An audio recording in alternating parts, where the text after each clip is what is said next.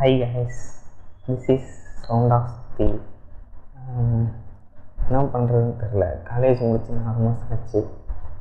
அதனால் இப்படி ஒரு சேனல் ஆரம்பித்து இப்படி உட்காந்துட்டேன். அவ்வளோதான் கதை சுருக்கம். வாய்ஸ் கம்மியாக இருந்தால் சாரி. பேசிக்கலி எம் சை டைப். வெளில என்ன யோசிப்பாங்கன்னு தெரியல. ரூமுக்கு உட்காந்து பேசுகிறேன்னா போ சைண்டு கொஞ்சம் இன்க்ரீஸ் ஆகிக்கும். ஸோ இன்றைக்கி பார்க்க போகிறது என்ன அப்படின்னா, சைக்கிள்ஸ் இன் மை லைஃப். அதாவது என் வாழ்க்கையில் நான் கடந்து வந்து மிதிவண்டிகள். அதாவது என் வாழ்க்கையில் மொத்தம் 3 மிதிவண்டிகள் இருக்குது. சின்ன வயசில் ஓட்டின ட்ரைசைக்கிளை தவிர. ஃபஸ்ட்டு இருக்கிறது வந்து சன் டான்சர். ஹீரோ கம்பெனியில் போட்டான்னு நினைக்கிறேன். அது ஒரு சன் டான்சர், ஓகேவா? அந்த சைக்கிள் தான் நான் ஃபஸ்ட்டு ஓட்டின சைக்கிள். ஒரு 3rd படிக்கிறப்ப my father gifted me for my birthday. Support வீலோடு வந்துச்சு. ஒரு வருஷம் சப்போர்ட் வீல்லே ஓட்டிட்டேன்.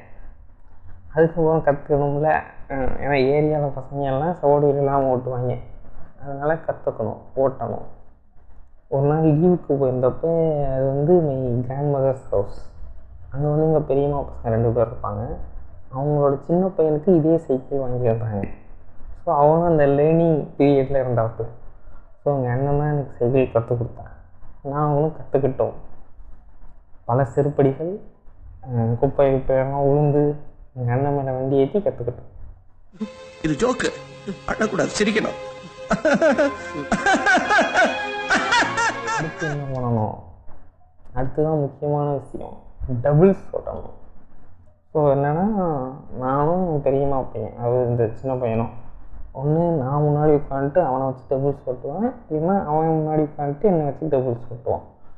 இது மாதிரி பல சேட்டைகள் பண்ணிட்டு சுற்றிக்கிட்டு இருந்தோம். மழைக்காலம் வேறு, நல்லா மழை பெஞ்சிக்கிட்டு இருந்துச்சு. சம்மர் டைமும் இந்த எண்டில் வந்து அந்த மழை பெய்யும்ல, அந்த டைம்.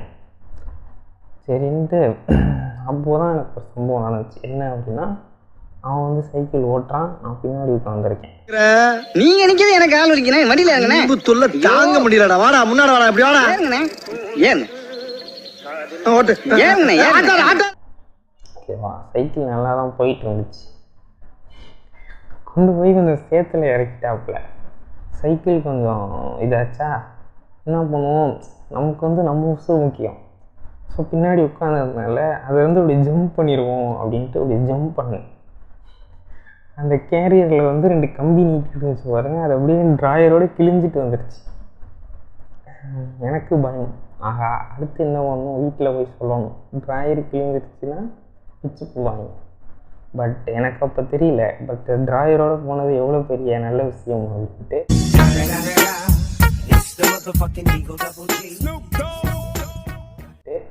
அதுக்கப்புறம் வீட்டில் போய் சொன்னதுக்கு, நோ ப்ராப்ளம்ப்பா, வேறு எதுவும் ஆச்சா அப்படின்னாங்க. இல்லை அப்படின்னாலும் அந்த ட்ரையரை மாற்றி கொடுத்துட்டாங்க. இது வந்து அந்த அந்த சின்ன சைக்கிளில் வேறு எதுவும் பெருசாக இல்லை. 5th வரைக்கும் அதே ஓட்டிகிட்டு இருந்தேன். அதுக்கப்புறம் 6th போனப்போ தான் ஒரு பிக்கஸ்ட்டு, மை லைஃப்லேயே ஒரு பிக்கஸ்ட்டு ஒரு இது, பெரிய சைக்கிள். இது வந்து சின்ன சைக்கிள். அதுக்கடுத்து பெரிய சைக்கிள் வாங்கி கொடுத்தாங்க. 6th போனோன்னா அதையும் முறை தான் இறக்கி ஒரு சைக்கிள் வாங்கி கொடுத்தாங்க. அதுதான் டர்போ டிரைவ். அதாவது இந்த இயர்லி 2K அவங்களுக்கு எல்லாத்துக்குமே டர்போ டிரைவ்னால் என்னென்னு தெரியும்.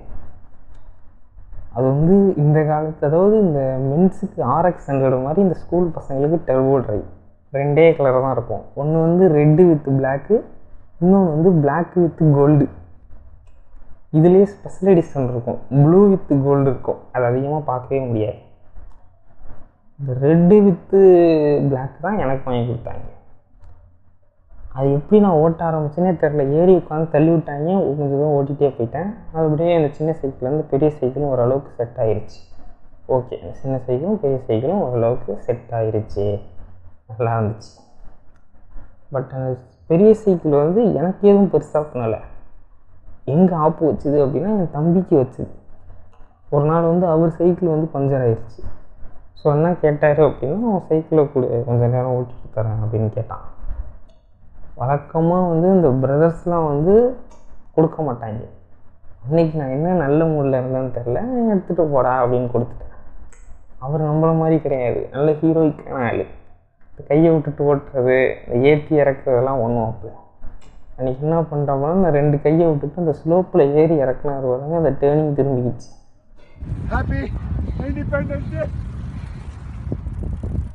அந்த டேர்னிங் திரும்பினோடனே என்ன பண்ணிட்டார், இந்த முழுக்கில வந்து கை உடச்சிக்கிட்டார். நல்ல வேலை எவனும் பார்க்கலப்பா. சொன்னாப்பாடா லேசா தான் வாங்கியிருக்கு. எப்பயும் போல ரெகுலரா போய்கிட்டு யாரும் ரசிக்க முடியாது. ஆம்பா. ஸோ அதுலேருந்து என் சைக்கிள் தொட மாட்டாப்புல. அப்படியே போச்சு. 9th 10th 2 வருஷம் வந்து அதை வச்சு தான் ஸ்கூலுக்கு போனேன். நல்லா 10th நல்ல மார்க் வாங்கினா என்ன வாங்கி தரேன் அப்படின்னு கேட்பாங்களே. 2 சைக்கிள் முடிஞ்சுதா, இது அடுத்து 3 சைக்கிள். அப்போ எப்படி அப்படின்னா, என் ஃப்ரெண்டு ஒருத்தன் வந்து கீர் சைக்கிள் வச்சுருந்தாப்புல. நமக்கு வந்து ஆசை, கீர் சைக்கிள்னால் ரொம்ப நல்லாயிருக்கும் போல், வாங்கிப்போம். சரி, இந்த 10th வந்து ஏதோ ஓரளவுக்கு மார்க் எடுத்தேன். அதனால் எங்கள் அப்பா என்ன சொன்னாங்க, உனக்கு என்ன வேணுமோ கேளுப்பா, வாங்கித்தரேன். சும்மா இல்லாமல் கீர் சைக்கிள் வாங்கி கொடுங்கப்பா அப்படின்னு வாங்கி கொடுத்தாப்புல.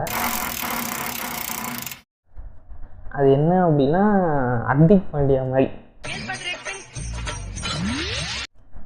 அதாவது பார்க்க நல்லபடி ஸ்டைலாக இருப்பாப்புல. ஆனால் அப்பப்போ இன்ஜுரின்னு உட்காந்து பார்ப்பல.